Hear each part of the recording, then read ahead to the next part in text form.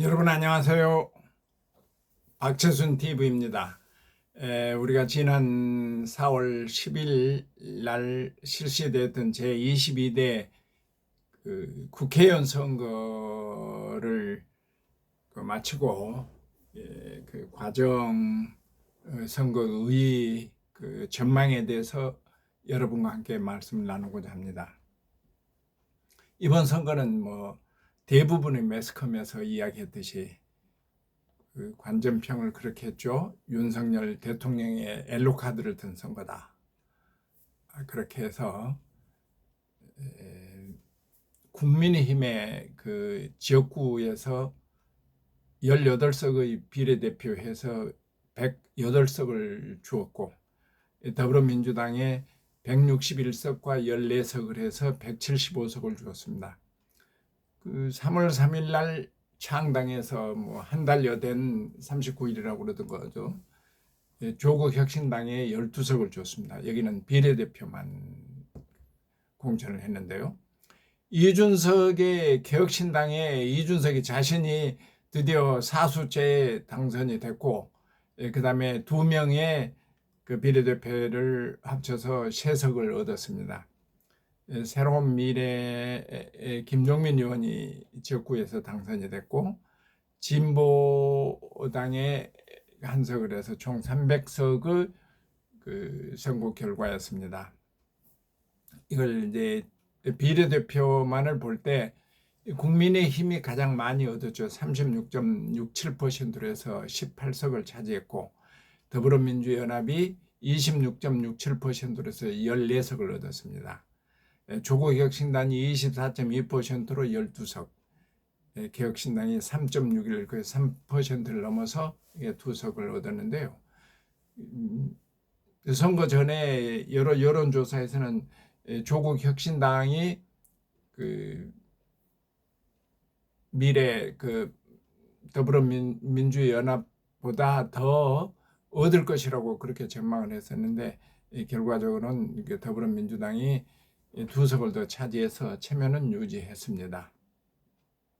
결국 총 여당이 100석, 108석, 야당연합이 192석으로 해서 야당연합은 말씀드린 바와 마찬가지로 더불어민주당이 175석, 조국신당이 12석, 그래서 187석입니다. 순수한 야당이. 거기다가 이준석 개혁신당이 3석 해서 기타 2석 해서, 그 2석 김정민 의원이 어디로 갈지 모르겠습니다. 민주당이 바치었으니까.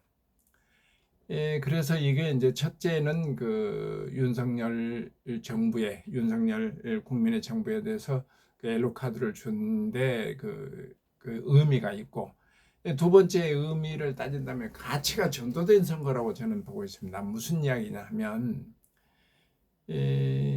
지금 그 더불어민주당 이재명, 개혁신당 조국, 조국 혁신당 그 조국, 그다음에 이준석까지, 이 감옥에 있는 그 송영길까지 모든, 그러니까 야권의 전부 그 대표들이, 당수들이, 옛날로 말하면 당의 당수들이 전부 범죄하고 연관이 되어 있다는 겁니다. 그 여러분이 잘 아시는 바와 마찬가지로 이재명 대표는 4번의 그 전과가 가지고 있고, 그리고 복마전 같은 그 대장동인이 그 여러 가지가 그 법의 심판을 기다리고 있는 그 범죄 혐의자입니다. 조국은 그 범죄 혐의자를, 확정된 범죄를 가지고 있어서 1심과 2심에서 그 2년의 선고형을 받았는데, 어떻게 해서 아무튼 그분이 제자들이 많이 썼다든지 어떻게 했든지 법원에서 봐줬다든지 그 구속을 바로 안 시키고, 송영길 입장으로 봐서는 그 조국은 확정적인 그 법의 판정을 받았음에도 불구하고 밖에서 선거에 나와서 저렇게 그 당선이 많이 되고 자기는 감옥에 있다고, 그래서 그런 그 불공평하다는 이야기도 했죠. 이 이재명의 그 복마전 같은 그런 거, 조국의 이준석의 이래까지, 송영이 이래까지 모든 우리 대한민국의 그러니까 그 국민의힘 한동훈을 제외하고는 모든 사람이 네 사람이 그 범죄하고 가까운 아주 가까운 범죄에 그 혐의를 받고 있는 그런 사람들이 이게 가치가 전도된 게 아닌가. 그러니까 그 국가를 그 운영하고자 하는 그 정당의 대표들이 하나도 아니고 둘도 아니고 셋도 아니고 모두가 전부 그 범죄하고 관련이 됐다는 것은 정말 가치가 전도된 이상한 나라의 이상한 국민의 이상한 정당 지도자들이 아닌가. 거기다가 우리가 그 여러 번 그 매스컴을 통해서 알았습니다만은 이영선의 갭 투자로 그냥 그만뒀죠. 날라갔죠. 그 다음에 양문섭이라는 사람은 그 안상감 양문섭은 그냥 부동산 관련해서 자기 딸한테 그 대학생 딸한테 11억을 융자를 받고 그게 이제 바로 부동산 투자를 했죠. 부동산 투자되는 걸 갚았죠. 대환을 했죠. 이게 우리 서민들이 생각할 때는 엄청난 서민들이 1,000만 원을 빌리려고 그래도 그 어려운 그 은행 문턱에서 11억을 빌리고 그것도 그 자기들 그 사업 자금으로 쓴 게 아니고 바로 그 부동산을 상환하고 사채를 상환했다는 그런 엄청난 일을 저지르고도 그 국민이 기준하고는 영 멀어졌어도 그 사람들은 단단히 그 자기가 큰 소리를 치고 그런 그 가치가 전도된 그런 더불어민주당이 김주겸 의원이라는 사람은 뭐 박정희 대통령이 어쩐지 이화여대 초대 총장이 김한란 박사가 일본인들한테 대학생들을 그 성노예로 바쳤다든지 성상납을 했다든지 유치원의 뿌리가 친일파였고 심지어 그 퇴계 위양 선생님까지 그 성과 관련한 그런 막말을 했는데 그래서 이화여대 그 관계자들하고 또는 유림에서 그 난리가 났었는데 그래도 딱 당선됐습니다. 그래도 당선돼서 이게 우리나라 그 정치 현실입니다. 어떻게 해석할 수가 없습니다. 그 결국 가치가 전도됐다는 것 말밖에. 조국혁신당은 일본 박원정이라는 그 검사는 자기 남편 그 검사장이 그러니까 그 범죄 현직에 있을 때 자기가 그 검사로서 그 사다리 하는 그 사람들을 가지고 이제 구속을 냈다가 퇴직을 해가지고는 그 사람들을 방어하는 그런 아주 그럼에도 불구하고 박원정 검사는 그랬다죠. 우리 남편이 좀 더 더 많이 했으면 돈을 훨씬 많이 벌 것이다. 42억 원의 1년간의 재산을 증식했어도 도저히 우리 일반 상식으로 봐서는 상상하기 어려운 일이 이번에 선거에서 버젓이 나타났고 그런 가치가 완전히 전도된 그런 선거였지 않았느냐 그런 말씀을 드리고 싶습니다. 선거를 할 때 대부분 우리 출구조사를 하는데 이번 출구조사는 72억이 들었다고 그러는데 72억 출구조사가 거의 많이 틀려버렸습니다. 출구조사 그 방송 3, 4일 출구조사는 85석, 105석 정도를 국민의힘이 얻을 거고 민주당은 178석, 197석을 얻을 수 있을 것이라고 그렇게 했는데 결국에 실제적에 있어서는 국민의힘이 108석 더 많이 얻었고 그 민주당도 훨씬 덜 얻고 그리고 더더구나 중요한 건 그 나경원 이번에 당선자 안철수, 권영세, 윤상현 김태호 이런 분들이 다 낙선하는 걸로 출구조사에 나왔는데 그분들 얼마나 그 고통스러운 그 개표 과정을 봤을지 생각이 안 납니다. 그 국민의힘이 그걸 지지했던 사람들은 그 사람들 다 낙선되니까 그냥 테레비를 꺼버리고 가버렸던 사람들 있었고 또 이제 더불어민주당에서 그분들하고 반대되는 데서 당선됐던 사람들은 아주 그 행복하고 즐겁고 승리의 기쁨에 젖어서 그 텔레비를 봤을 텐데 결국에서는 그분들이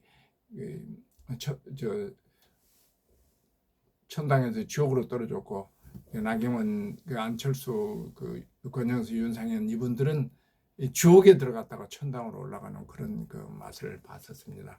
그래서 72억들은 출구조사가 이번에는 상당히 어긋났다, 그런 게 이번 선거였습니다.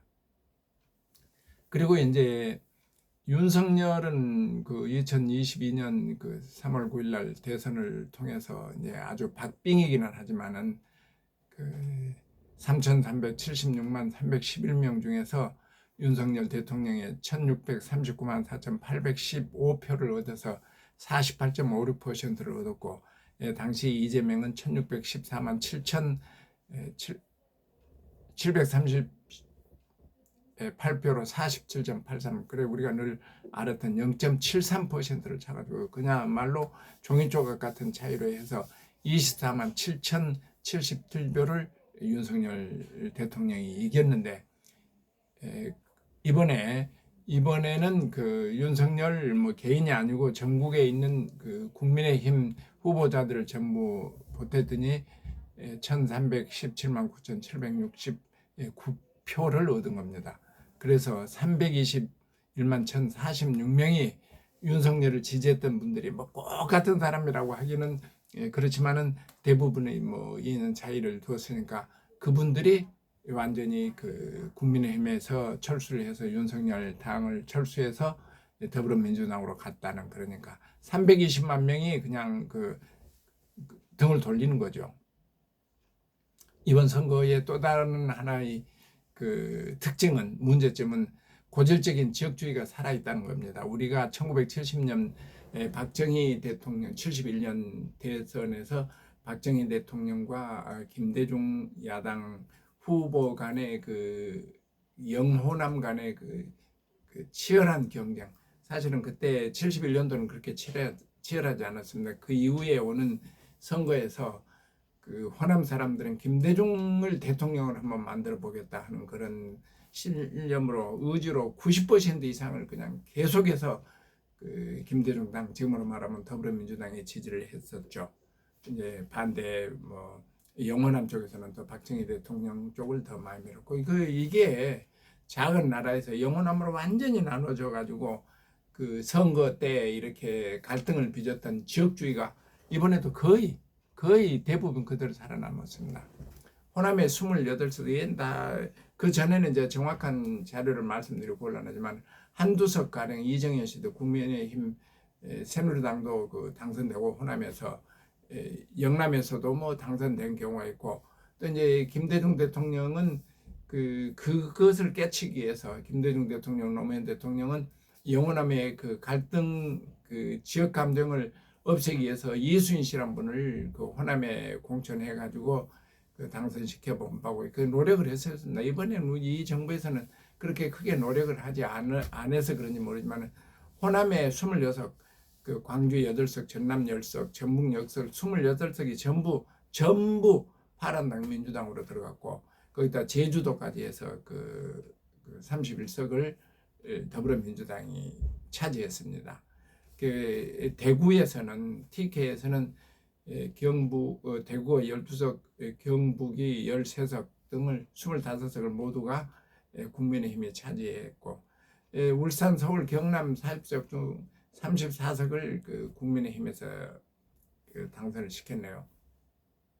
국민의힘이 비록 적은 숫자이지만은 영남 쪽에서는 거의 다 그쪽에서 석권을 해서, 우리 이제 봤죠, 지도가 전부 동쪽 강원도에서부터 경상도 쪽에는 전부 빨간색으로 전부 되어 있고, 서쪽엔 서울, 경기 밑으로 해서 충청도, 전라도, 제주도까지 파란색으로 색칠하는, 그러니까 반으로 나눠 가지고 색깔이 다른 그런 것을 이번에 선거에서 또다시 보았습니다.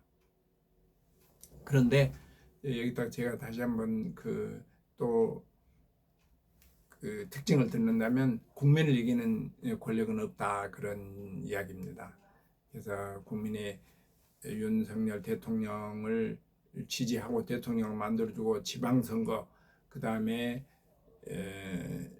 지방선거하고 그 대통령을 지원하는 그게 해서 전폭적으로 지원을 했었죠. 윤석열 대통령에 대해서. 그런데 그 후에 그냥 2년 불과한 사이에 윤석열한테 회수를 해가지고 국민이 꼼짝 마라, 우리가 심판이다. 그래서 국민이 반드시 권력다, 권력을 만들어내는 국민을 이기는 권력은 없다, 그렇게 말씀을 드렸습니다. 결국 이런 결과에 의해서 저는 말씀드리고 싶은 것은 뭐 대부분이 다 그렇게 표현을 하고 있습니다만은 국민의힘이 좌절을 했고 이번 선거에서 더불어민주당은 환호를 했습니다. 의기양양했죠. 12석을 얻은 조국혁신당은 한 달 만에 그 12석이라는 그것도 더더구나 비례대표만 가지고도 했고 뭐 조국이 범죄자 뭐 박은정도 범죄자 뭐 이런 사람들 해서 딱 그 한 보재기에 넣어서 했더니 12명 그냥 당선됐으니 얼마나 오만방자하고 탄핵을 하겠다. 뭐 이준석도 마찬가지입니다만은 그렇게 해서 그냥 완전히 모든 권력이 자기들 손에 있는 것처럼 그렇게 지금 이야기를 하고 있습니다. 그것도 제가 여기다 오만방자다는 예를 했는데 조금 정치 권력에 오만방자다는 표현을 쓴 게 어울리지 않을지 모르겠습니다만은 그러고 있습니다. 이 선거 표의 얻은 결과를 이제 자세히 살펴보면 더불어민주당이 175석 얻은 것은 300석 중에서 전체의 58.3%, 60% 가까운 좌석을 국회 의석을 얻었고요. 국민의힘은 108석이라는 건 36%에 해당합니다. 의석수로는 22.3% 차이가 나요. 엄청나게 많이 차이가 나죠. 의석수에서는. 그런데 총 투표수를 살펴보면 총 투표권자 2,925만 3,861표 중에서 더불어민주당은 1,475만 8,083표를 얻어서 50.45%에 해당합니다. 그리고 국민의힘은 1,317만 9,769표로 45.05%. 아까 의석수에는 22.3% 차이가 났는데 투표수로 놓고 보면 그러니까 만약 대통령 선거였었다 할 때는 전국적으로 5.4%밖에 해당한 차이가 나지 않습니다. 50.45%하고 45.05%는 5.4%. 그러니까 22.3%만큼 의석수 차이가 나는데 실질적으로 모든 표를 합산해 보면 국민의 표를 합산해 보면 그게 45.4%에 해당한다. 그런 이야기입니다. 45.4%죠.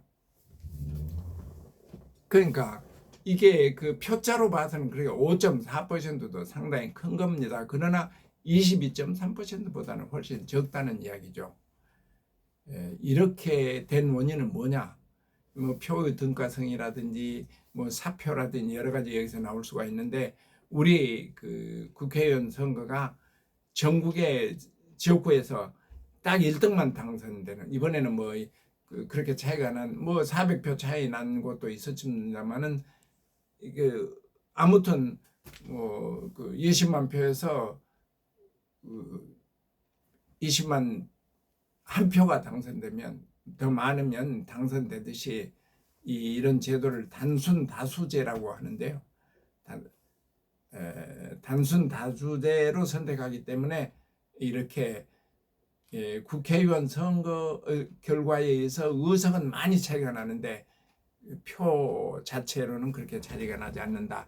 이게 지금 이제 우리나라뿐만 아니라 몇 나라에서 단순 다수제를 선택하고 있는데 우리도 정상적인 여권과 야권과 정치인들이 정상적인 합리적인 생각을 가지고 있으면 저는 이걸 바꿔야 된다고 생각합니다. 그래서 표가 전라도에서 찍은 표나 경상도에서 지금 표나 서울이나 어디나 자기 표는 표가 똑같은 가치가 있는 그런 거에 돼야 되는데 지금 가치가 다릅니다. 이렇게 많이 차이가 난 것이 표 등가성이 안 되고 표가 가치가 다른 그런 결과를 빚게 돼서 정치인들이 언젠가 우리 정치에서 이런 걸 쫙 모든 그 테이블에 올려놓고 그 정확하고 바른 가장 그 등가성이 맞는 알맞는 그 선거 제도를 만들어야 되지 않겠느냐 그런 생각합니다. 여러 번 시도를 했죠. 지난번에 몇 년 전에 그 연동형 비례대표제 같은 것을 했는데 그것이 그 무산되고 뭐 준연도정 이상한 게 생겨났고요. 가령 예를 들어서 그 다른 아르헨티나 같은 경우 제가 알고 있는 아르헨티나 같은 경우 그 한번 들어보십시오. 이해가 되는가? 그 아르헨티나 전국을 뭐 북쪽, 서쪽, 남쪽 이렇게 몇 군데 그 영역으로 나눠서 거기에다가 국회의원 숫자를 줍니다. 예를 들어서 우리 호남의 국회의원 아까 그 뭐 20 몇 석, 영남의 몇 석, 제주도의 몇 석, 강원도의 몇 석, 충청도의 몇 석 이렇게 해서 그 전체 지역에다가 그 권역별로 인원수를 300명을 나눠서 인구수에 주든지 아니면 어떤 농촌에 차이가 주든지 해서 국회의원을 배정하고 그러니까 경상도나 전라도나 뭐 다른 지역하고 그 지역만 30석을 대구에서 줬다. 대구에서 30석을 배정받았다라면 거기서 유권자들은 국민의힘이나 더불어민주당이나 자기가 좋아하는 당에 투표를 합니다. 당에 투표를 아까 그 예를 들어서 우리 호남이나 영남이나 호남에도 엄청난 그 민주당이 되고 영남에는 국민의힘이 됐다 하더라도 거기에는 반드시 소수의 그 당에서 얻는 표가 있거든요. 100%는 아니거든요. 투표 결과가 100%지만은 선거 투표자 수는 100%가 아니거든요. 그럴 때 예를 들어서 영남이나 호남에서 70% 자기들이 좋아하는데 좋다. 그럴 때 호남에서 70%를 그 더불어민주당이 주고 30%를 그 국민의힘이 줬다라면 그 전체 그 권역별로 되는 그 국회의원 수를 배분해서 70%그 호남에는 민주당, 그 30%는 그 국민의힘, 저기 영남에서는 70%를 국민의힘, 30%를 그 더불어민주당이 주고 그러니까 완전히 그 표가 쏠림 현상이 아니고 균등하게 배분된다는 거죠. 균등하게 배분돼서 그 표가 어느 정도 죽지 않고 사표가 되지 않고 살아있는 표가 된다 이런 말씀입니다. 근데 이제 그때 우리가 직접 소선거구제에서 한 명씩 뽑는 게 아니고 호남의 전체를 가지고 하고 영남의 전체를 가지고 하는 그런 권역별로 숫자를 내서 비례 투표를 해서 그 표를 얻는 그 비율에 따라서 국회의원을 배정한다. 이런 게 굉장히 좋은 제도고 완충되고 호남이나 영남이나 지금 그 지방의회도 그렇지만 좌석이 전부 바른당 호남이나 경상도는 전부 국민의당 그거 안 되는 거죠. 예를 들어서 견제와 균형도 없어지고 그 지역으로 보면 지금 더더구나 우리나라는 그 지방자치가 돼 있어서 지방의회가 있는데 지방의회 모든 게 그 10명, 20명이라도 한 명도 없는 그런 불합리한 그 일이 벌어지고 있습니다. 우리 제도가 이 제도를 그 테이블에 놓고 우리 그 정치 개혁이라는 걸 한다고 할 때 저 불이익과 분리를 따지지 말고 어느 게 합리적이고 어떻게 어느 게 국가를 위해서 좋은 건가를 검토를 해서 제도를 언젠가 그 개선해야 되지 않겠냐 그런 생각을 듭니다.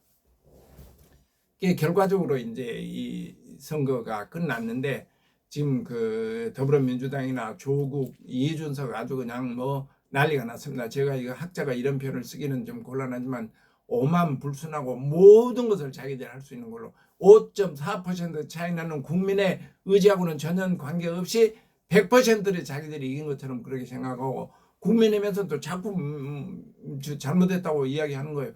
잘못한 점도 있지만 개선할 점도 있고 그렇게 가령 그 100% 차이가 나는 그런 죽을 죄를 지은 건 아닙니다.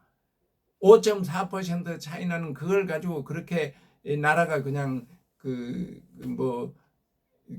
둘로 나눠져 가지고 한쪽은 비굴할 만큼 하고 한쪽은 오만 불선하고 그런 정치 형태가 지금 우리 사회가 되어 있지 않느냐. 그래서 이게 어디서 오는 거냐? 격차에서 온 갈등 현상이지 않느냐 하는 생각이 드는데, 그런데 분명히 여기서 기억해야 될 것은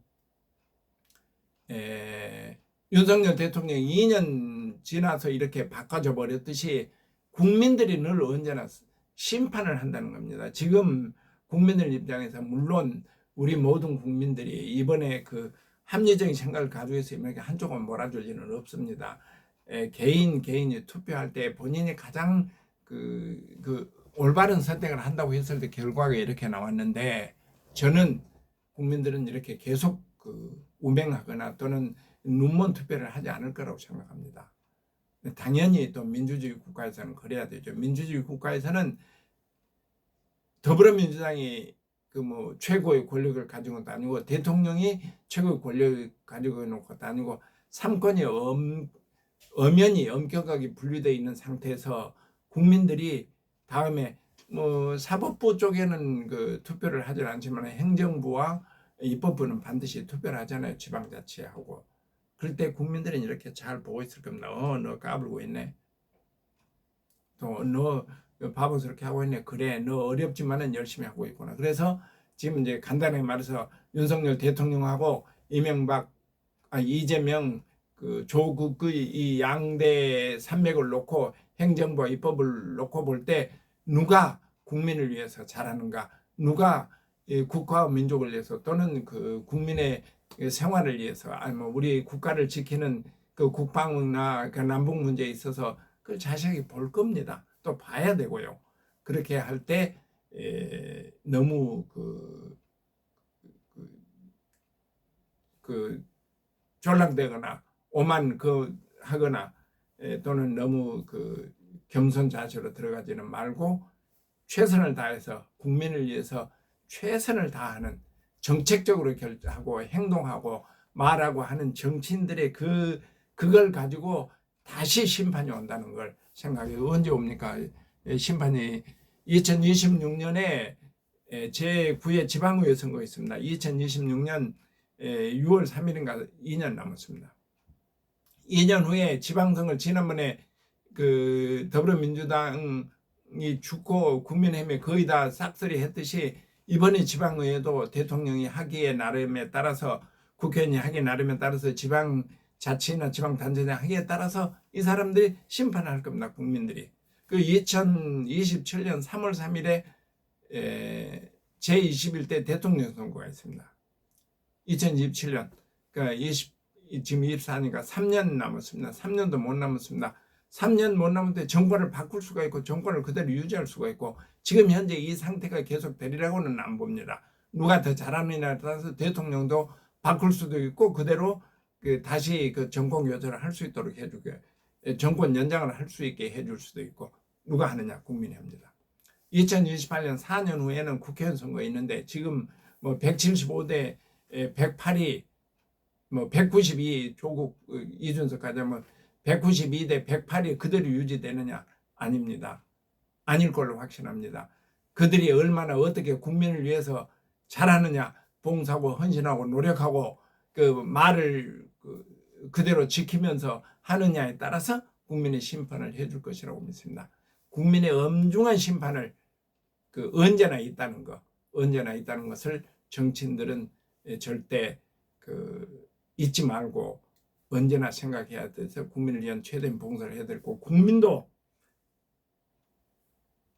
지역에 따라서 또는 어떤 자기 개인의 이익을 따라서 투표를 한 게 아니고 국가를 위해서 누가 어떤 사람이 어떤 정당이 국가를 위해서 민족을 위해서 우리 생업을 위해서 어떻게 잘하느냐를 냉정하게 감시를 하고 비판하고 해서 투표하는데 심판을 해야 되지 않겠느냐. 심판관이 언제나 내 쪽만 밀어준다면 정치인들이 잘할 리가 없습니다. 스포츠에서 마찬가지고. 그러니까 심판관이 확신을 가지고 정확한 자세를 가지고 정치인들을 감시하고 판단해서 좋은 결과가 나올 수 있도록 하는 것이 국민이 주인이라는, 국민 자체가 주인이라는 것을 증명하는 것이라고 생각합니다. 이렇습니다. 제가 정치 일을 보는 결과를 지금 이렇게 말씀드렸고, 또 국민이 심판자라는 것하고 위정자들이, 정치인들이 그 심판관 눈에 들도록 최선을 다하라는 그런 말씀입니다. 이것으로 마치겠습니다. 대단히 감사합니다.